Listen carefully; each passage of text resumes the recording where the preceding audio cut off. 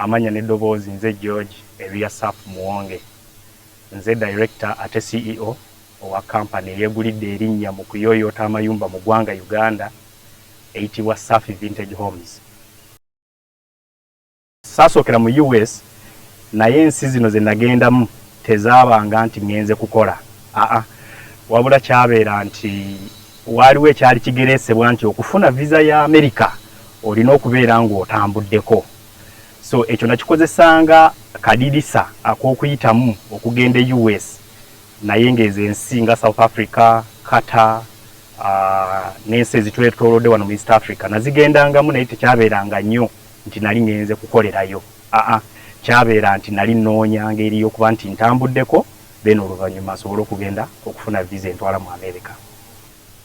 Ndowooza kigeresebwa nti bano abantu bwe bakulaba ebiseera ebisinga nga otambuddeko ndowooza balowooza nti okutambulako okwo either okola bizinensi oba olina ebintu ebikuganya okusigalayo mu nsi ziri ze wasooka okugendamu. So n'olw'ensonga eyo balowooza nti ne bw'onaagenda mu America oba oli awo ekyakuwaliriza okugenda mu nsi ziri ezaasooka okomewo y'ensonga y'emu era ejja okutwala mu America era okole ki era okomewo. So mu kutambulako kuno ndowooza kikuyamba bali okubalaga nti otambula naye ate oluvannyuma omala n'okola ki n'okomawo mu nsi yo. Okusinga ono omuntu aba atambula atandika obutandisa omulundi gwe ogusooka okukola ki okutambulako. So nange ekyo kye nakozesa okulaba nga ngenda naye bw'ombuuza benefits saayina kigendererwa nnyo ky'amaanyi mu nsi zino ezaasooka ze nagendamu. Naye ekigendererwa kyange tageti yennyini yali yakugenda kusettolinga mu US. In fact South Africa ate yo natuuka kiro ate nga ku makya nina okusimbula nkole ki nveeyo. Yes, kubanga bwe nagenda nasabako ne visa ya Germany naye ne baginnyima. Kati visa ya Germany eyo nali malizo balaga nti nina olugendo lw'ŋŋendako South Africa bw'enva Germany ne baŋŋamba sooka ove ku lugendo lw'e South Africa then olyoka okomewo osabe wano ki visa. Kati nagenda okwesanga naye South Africa singa Germany yali empadde visa nali sigenda South Africa. Naye ekyo ne bakyekwasanga ensonga ne bagamba nti kati koolina olugendo luno olw'e South Africa sooka ogende South Africa okomewo n'oluvannyuma tukuwe visa ogendewa ogende Germany. Naye bwe naddayo ngenda okukebera ku mpapula ze nali ntaddemu eza South Africa nalina okugenda mu lunaku olwo lwennyininyini lwe nava ku embassy ye Germany era nengenda ku kisaawe nenkwata ennyonyi nengende South Africa. Kati naye era ne tiketi yennyininyini yali ntotte South Africa okugezaako okuminimizinga budget nalina mu lunaku olwo lwennyini okusula mu hoteri olunaku lumu enkeera nkomewo e Uganda. So nesanga nti South Africa sina na kingi kyenyinza kugambayo kubanga we nalandinga ku kisaawe nengenda mu airport we nebaka bwe nazuukuka nalina okulinyirawo ennyonyi yali enkomyawo wa e Uganda. Kyamukisa mu byatera bwe nakomawo ne nandinga nenzirayo ku embassy ye Germany ngende ntukirize ekigendererwa kyange kiri ekyasooka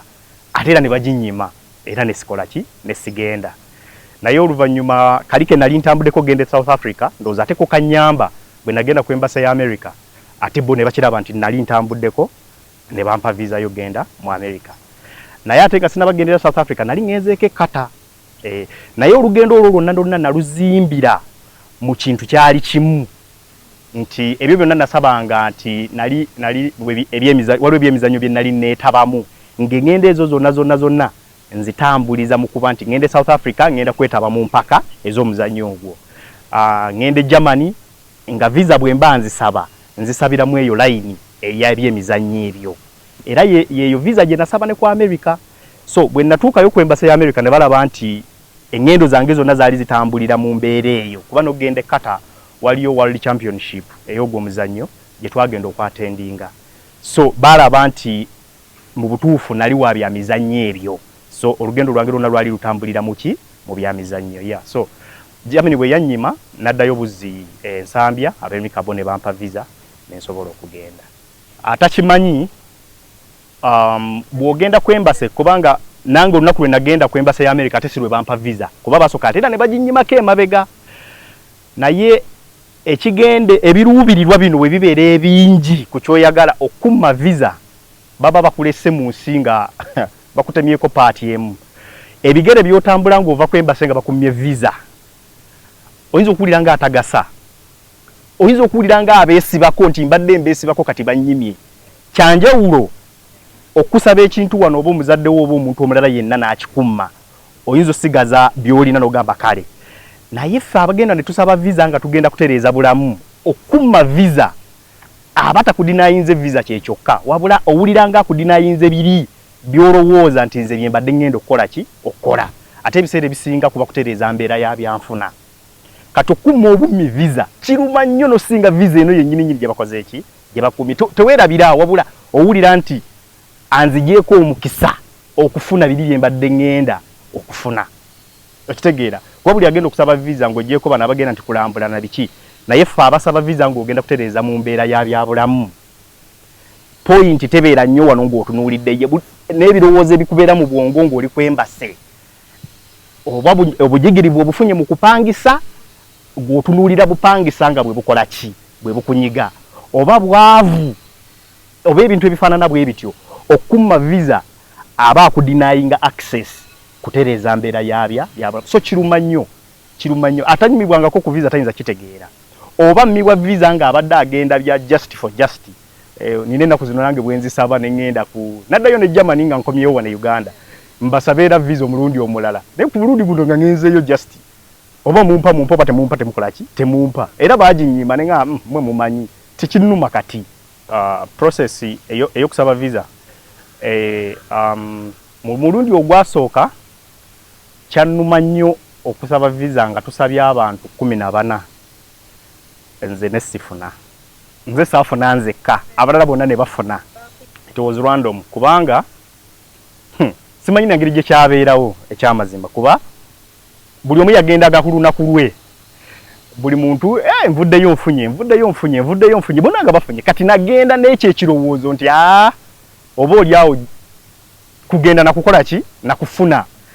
ngendo tuuka wali buli bibuuzo ebyambuuzibwa so saarihasinga nga nakurihasinga bibuuzo bino buli kibuuzo ekyambuuzibwa nga kyabeeranga kipya so nga nina okuddayo mu bwongo nnoonye ansaaziza ebibuuzo bino naye nze nagenda ne excitement nti buli agenda akola ki afuna ku mulundi ogwo ne baginnyima kati ngenda okudda ebweru ogenda wa mu America jukira ebifo biri bipya bw'oba tomanyi kwogera kigambo Framingham ku mulundi gwo ogusooka kuba gye twali tugenda kiba kyabuze dda mu bwongo nga tokirina ogenda okujjukira omanyidde ebifo byaffe wano Kabaale Wakiso kati ekigambo Framingham kyabula ku mulundi ogwo nekimbulako nga simanyi naye nga ate nali nkirabyeko mu bitabo nekimbulako awo watandikira embaga oyinza otya okubanga ogenda gy'ogenda nga tomanyi nayo sponsor yaani kati sponsor nenoonya ekigambo sponsor yes nali manyi abatutwala yali ministry yali etutwala naye okumanya nti sponsor ye yali ono atutwala yali ministry yali etwala mu byemizannyo ebyo ebyo byonna ne bibula ku ssaawa eyo kubanga nali sikitaddeeko birowoozo kumanya sponsor yaani wabula singa bambuuza ani yali atutwala oba oliawo nandibadde nkiddamu naye bambuuza ani agenda okusponsoringa trip eno kati olw'okuba nze nali sibitaddeeko birowoozo saabijjukira bibuuzo ne binkakatako mu kiseera ekyawo so ne banyima visa naye okudda ebweru kyokka okulaba abantu 13 bali nga bagenda kyekyazukusa obwongo bwange ne nga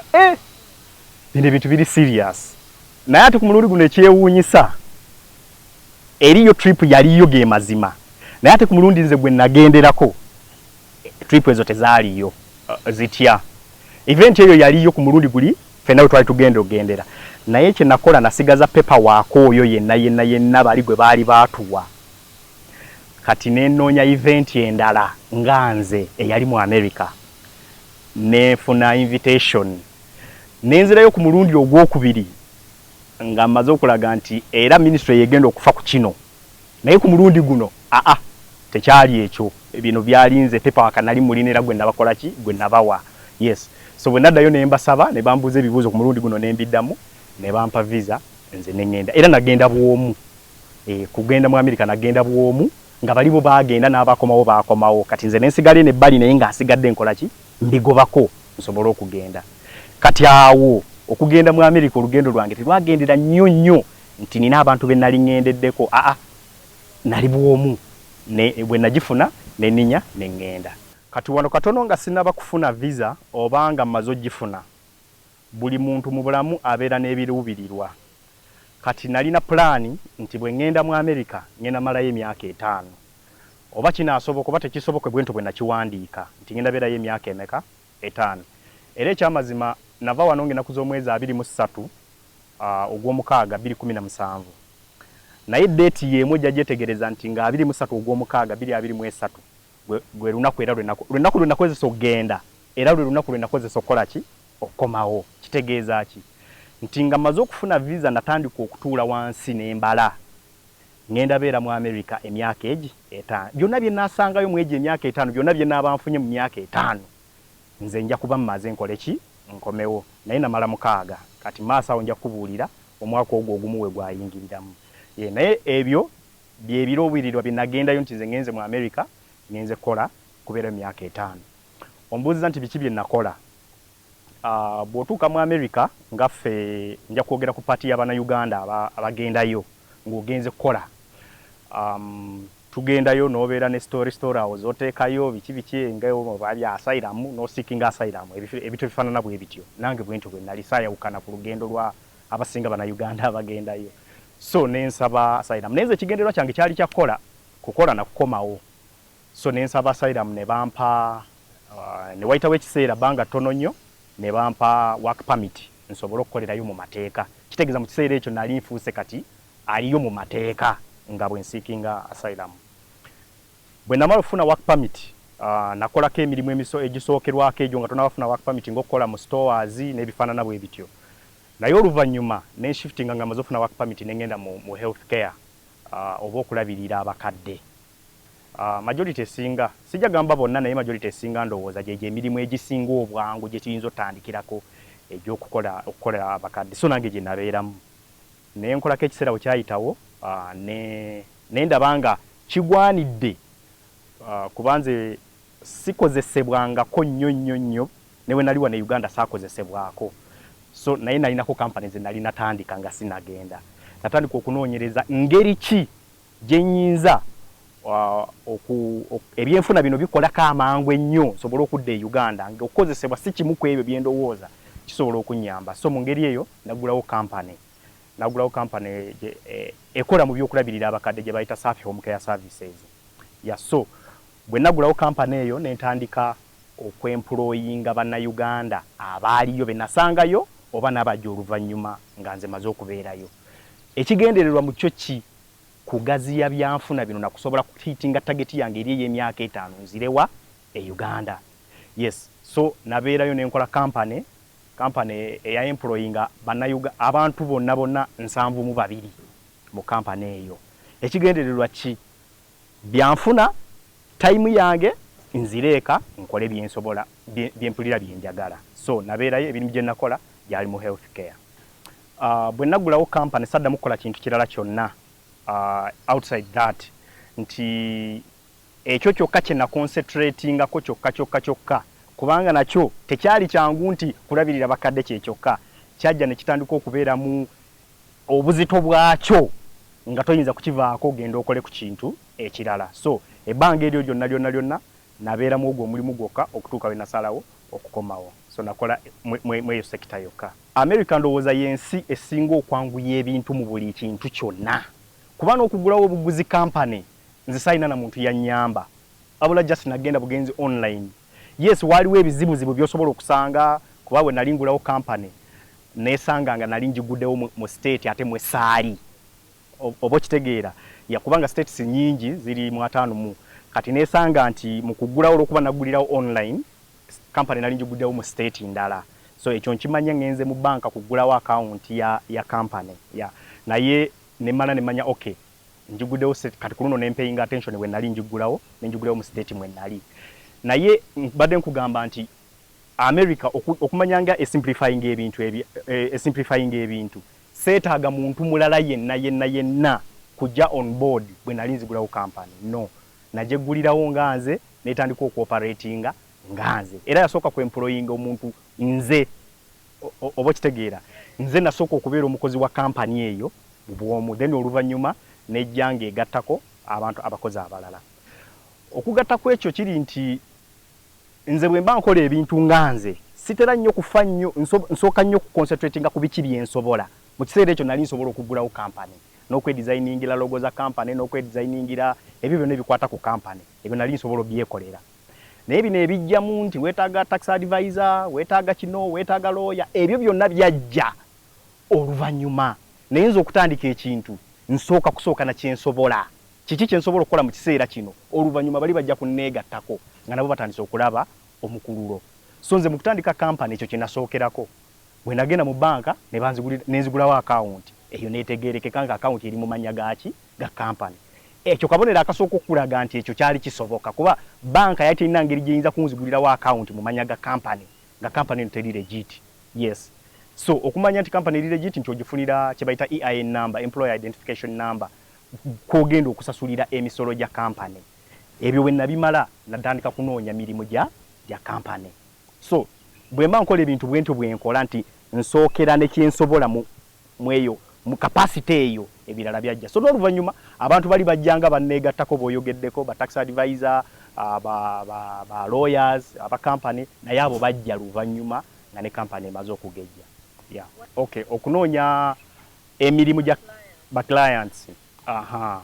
kati awe wali kiri kyenjogeddeko ekya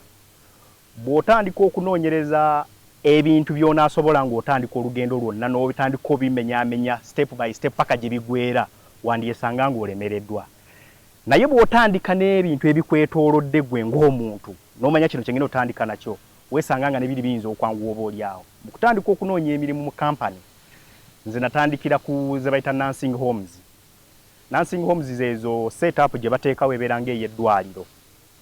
abakadde abo bwe bakaddiwa mu nsi ziri balina ebifo mwe babakuŋŋaanyiriza singa bakuzuula nti tokyesobola awaka abantu b'e Bulaaya tebabeera nnyo n'abaana baabwe ebbanga ddene nga bakuze abaana babaviira kati bwe bakuzuula nti awaka tokyasobola kubeerawo independently balina okujja ne bakugjawo awaka awo ne bakutwala mu ebyo ebiri gazetted ze bayita nursing homes oba assisted living so bwe nali nnoonya emirimu nze natandika kunoonyereza ezo housing facilities ezo health facilities ezo gye ziri nze ŋŋendeyo mbagambe nti nina kampani erabirira ki abakadde so nze nateekanga nakwatanga essimu yange kuli ku makya ne nteekangamu locations ezo nenvuganga ne ŋŋenda ku nursing homes ezo era nagambako nti ebizibu bye nasooka okufuna mu kampani yange nga nakagitandikako byavaawo mu kutandika okunoonyereza emirimu mu kampani yange ntya buli we nateekangamu GPS mu simu yange ntwale nursing homes gye ziri yes nagenda ku nnyingi naye waliwo nursing home emu in particular eyali Newton nagigendako emirundi mingi era nasangangawo omukyala ku reception nasangangawo omukyala naye omukyala emirundi egyasooka ebiri yaŋŋambanga tebalina mirimu egyefaanaanyiriza gye nali nsabye naye ekyomukisa omubi nti US oba n'ebifo endowooza ebirala we bazimba streets ezimu ekyamazima streets ezo ziba zifaanagana nnyo ogenda okwesanga nagendanga okwesanga mu kifo ekyo nga GPS endeese mu kifo ekyo kyekimu so omukyala ono yandaba emirundi egyawera naŋŋamba naye omwami ono ateekwa okuba nga alina ekyenjawulo kyanoonya nga tanoonya kubanga jjo yajja wano ne mugamba tetulina mirimu ate mu kiseera kyekimu era n'olunaku olwaddako era n'akomawo ate era n'olwokusatu era akoze eki era akomyewo jjukira oli muddugavu ate wali bakuumirawo ba senior citizens n'abaddugavu gye bali naye abasinga obungi bazungu bw'oli muddugavu ojja weebwalabwala ebintu ebifaanana bwe bityo naga tekisoboka oteeka okuba olina ekintu ekirala ky'okoze maybe ojja kukola obulabe ku ba senior citizens n'ayita poliisi kati mbeera nkyennyonnyolako awo munnyonnyola nze nina agency nina kampani yange erabirira abantu mbadde manyi wano waliwe nambuuza naye lwaki this particular area buli kaseera obeera ojja wano eno kati nali munnyonnyola nti nze nkozesa GPS okujja mu bifo ngenda okulaba nga poliisi ensazeeko nga poliisi bazze ne batandika okumbuuza ebibuuzo gwani obeerawa okola ki ekyomukisa omulungi mu motoka yange nalinamu obuntu bwe nali nkoze bu business cards bu brochures n'ebiringa bwe bityo ate ne company already mu kiseera ekyo yali eri registered legally ne mbagamba ze bampita Muwonge George nina company erabirira abakadde nina abakozi naye mu kiseera ekyo nali sirina abakozi nnyo bangi. In fact njogera mu kiseera ekyo nalina omukozi omu ne mbagamba ndabirira abakadde. Kati bwe mba nnyonnyola poliisi bannannyini facility eyo nabo bajja kubanga poliisi yakozinga alarm buli muntu yenna najja. Mu kiseera kino nali njogera n'ono omukyala abeera ku reception naye mu kiseera kino ne ba administrators bonna baakola ki baavaayo poliisi ng'eri awo ne bajja balabe kiki ekigenda mu maaso kuba poliisi webejja eteekako ezo zi siren kati ne balaba ki ekigenda mu maaso. Omuntu ono abadde ng'ajja wano buli kaseera biki ebintu ebifaanana bwe bityo ne nnyonnyolako ne mbalaga kyenkola kampani ne baginoonya ng'eri registered. Kati Katonda alina engeri gy'akola ebintu bye bw'anaaba akuwa omukisa olabanga chaos olabanga bizibu. Mu kiseera ekyo tuba tuli awo administrator n'aŋŋamba ogambye okola ki ne mugamba ndabirira bakadde era ndi CNA eyo certified nursing assistant yalabirira abo abantu. N'aŋŋamba bw'obanga ekyo ky'okola tulina wano omukadde talina ki amulabirira genda okole ky'oyogedde ku mwami oyo. Ne bampa omukadde nga mutwala ne poliisi weeri. Yes, nayingira mu ruumu n'omukadde fembi naye poliisi yali wabweru nabo nga bali wabweru ne baŋŋamba ngende mukoleko bye bamanyi omuntu ali professional byalina okukola ki okukola ku muntu oyo. Ne nnyingiza omukadde ne mutwala ku toilet n'akola byonna byalina okukola ne mushevinga ne mwambaza bulungi nnyo. Ngenda okumufulumya ng'ekituufu osobola okukitegeera nti waliwo omuntu ali professional akoze ki amukozeeko. Mu kiseera ekyo poliisi yalina okugenda ntandika okwogera kati ne ba administrator awo we wava omukisa. Kati nga bambuuza nti olina abakozi bameka kati sikyali stranger kati ndi waawo.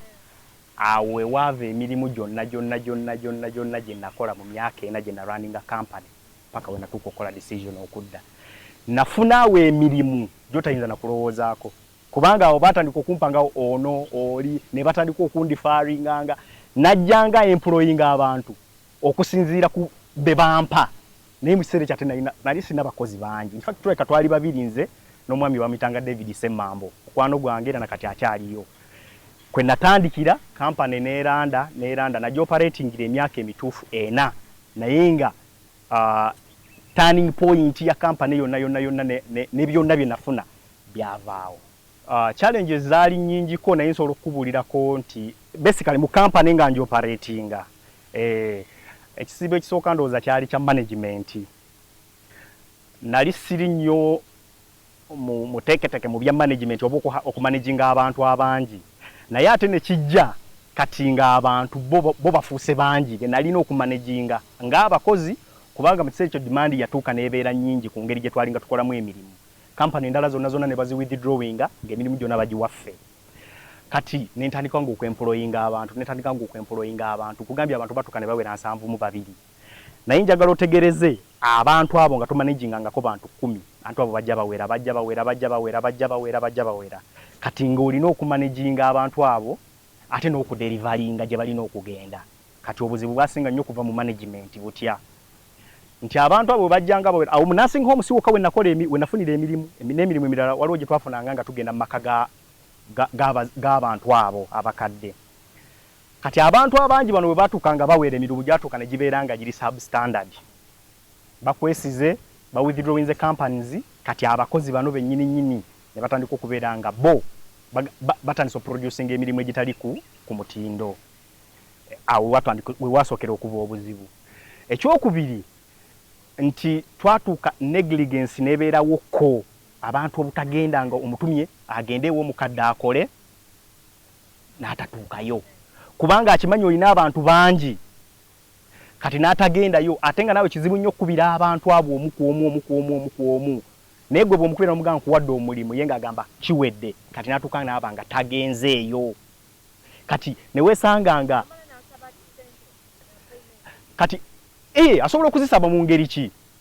Oyinza okuba oli wano nga muganda wo yazze kankuwa ekyokulabirako. Muganda wo bwajja gwe tombuulira nti gwe togenda gendayo n'osindikayo muganda wo. Ne muganda wo yakajja mu Amerika mupya talina na kyakola ki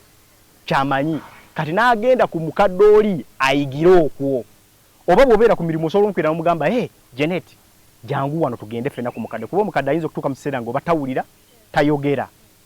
kati ne mumubeerako bameka babiri naye ng'ekigendererwa gw'otandise okuyigiriza muganda wo nga bwe bakola ku mukadde ono okitegedde kati ono muganda wo si professional mu mulimu ogwo kati gwe n'okukwata shift endala mu kampani endala mu ssaawa ze zimu olaga nti eno gy'oli ate mu kiseera kyekimu oli ku mulimu muki mulala kati buli wotawulira nnyo complaint wano eri mukadde ono jjukira tayogera byonna bye bamukolako tajja kwogera wiiki bweggwako ng'oli asaba ssente kati ng'awaako muganda we obulamu nga butambula bwe butyo kati olw'okuba ono teyabeeranga nnyo professional emirimu egyo gyatuuka ne gibeeranga mu butuufu giri substandard kati ng'olina okudiiringa n'obwo bu micro aspects obwo obutonotono obwo ne butuuka nabwo ne bukola ki ne bugejja ekyokubiri nti abo benkugambyeko ababa baakajja abo twabawanga emirimu naye kiri kyewagambye nti abavuma gino emirimu egy'okulabirira abakadde era wano bafunira obuzibu nti bajjanga nga butuufu talabiriranga na ku mwana naye n'omugamba nti genda okole n'omuwa omukadde agenda akole ki amukoleko naye kyokkola kyennyini takola ki amanyiridde bino ebye Uganda omusajja takwata ku mwana tebalabiriranga na ku bazadde baabwe ebintu ebifaanana bwe bityo kati atuuse ye ekigendererwa ayagala ki ssente naye talabiriranga na ku mwana kati n'omugaa gwenda olabirire ki omukadde kati n'atuuka ku mukadde n'amutunuulira naye nga naye kyokkola kyennyini takola ki takimanyi n'atuuka ku mukadde abamu babatya n'obatya kubanga aba yakamulaba omulundi gwe ogusooka laga ntandikirewa nga tamanyi wa kutandikira kati abo nabo bajjanga n'ebizibu byabwe ebyo n'otuuka ku mukadde jjukira bw'oba n'ebbanga ddene mu musulo gwokya olususu kati we wayitawo ebbanga omuntu abazungu bavunda batandika okuvunda so okiraba ekintu ekyo nti bw'oba tofuddeeyo nnyo kutekinga extra care ku muntu oyo atandika okufuna ebizibu ebyo kati ebyo ebizibu byajjanga biwera kati ng'olina oddiiringa n'ebyo omukadde yavunze olususu tebalukozeeko bulungi ebintu ebifaanana bwe bityo so ebyo gye challenges ezimu ze najjanga developing over time ne zituuka ne ziwera nnyingi nnyo ne zituuka ne mpulira nga kinnemeredde wali emabegako bwe nali nga nsazeewo gamba nti nkole kampani nagenda ne nsoma akasomo aka CNA